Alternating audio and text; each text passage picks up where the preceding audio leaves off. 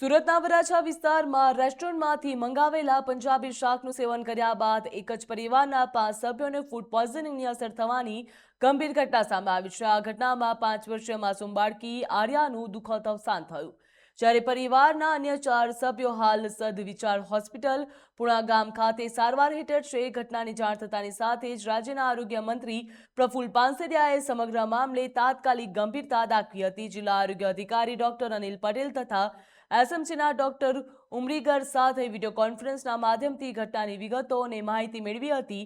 આરોગ્ય મંત્રીએ જિલ્લાના આરોગ્ય અધિકારીઓને અસરગ્રસ્ત પરિવારના સભ્યોને યોગ્ય અને શ્રેષ્ઠ તબીબી સારવાર મળી રહે તેના માટે સતત દેખરેખ રાખવા પણ સૂચના આપવામાં આવી હતી। પરિવારના 4 સભ્યોની હાલની તબિયત અંગે સદવિચાર હોસ્પિટલના ડોક્ટરો સાથે માહિતી પણ મેળવવી જરૂરી હતી, જ્યાં વાતચીત કરી અને દુઃખદ ઘટનામાં ઊંડી સંવેદના પણ વ્યક્ત કરી હતી। પરિવારને સાંત્વના પણ પાઠવવામાં આવી હતી તેમજ આરોગ્ય મંત્રીએ દુઃખ પણ વ્યક્ત કર્યું હતું તેમજ હિંમત મળે અને પ્રાર્થના કરી હતી। આરોગ્ય મંત્રીએ રાજ્યની તમામ રેસ્ટોરન્ટમાં સ્વચ્છતા, હાઇજેનિક અને દર્દીની સલામતી અંગે કોઈપણ પ્રકારની બેદરકારી ન રહે તેના માટે સ્પષ્ટ આદેશ પણ આપ્યો હતો।